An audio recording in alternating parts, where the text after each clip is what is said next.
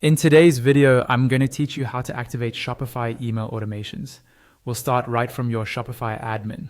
Go ahead and log into your Shopify admin account so you're on your main dashboard. This is where you manage everything for your store, and it's also where we'll be setting up your email automations. Before you can fully use Shopify's email automation features, you'll need to install two important apps, Shopify Messaging and Shopify Flow. To do that, go to the Shopify App Store.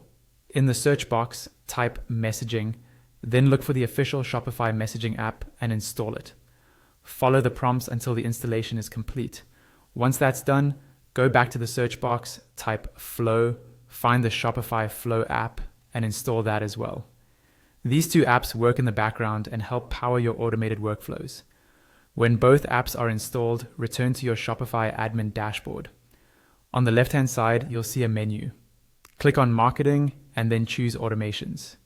This section is where all your marketing automations live.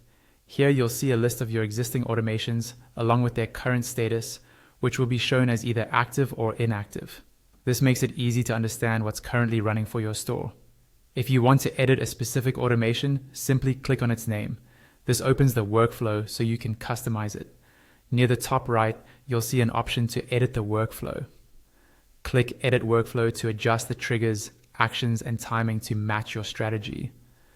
Take a moment to review each part of the flow so you're confident it behaves the way you expect. When you're ready to turn an automation on, look at the upper right corner and click Turn on Automation. If you ever need to pause it, you can click that same button again to turn it off and make it inactive. To edit the email content itself, find the small preview next to the activity name and click it. A pop-up preview of your email automation will appear. Click Edit there, and on the new page, click Edit again in the top right. You'll see a message letting you know that editing this email will revert it to a draft.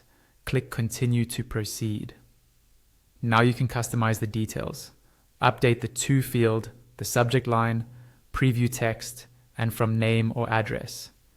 You can also add new sections like elements, product recommendations, re-engagement blocks, layout sections, or custom liquid. And you can adjust the colors for the content background and borders to match your branding. When you're happy with everything, make sure you set the email back to active so it starts sending again.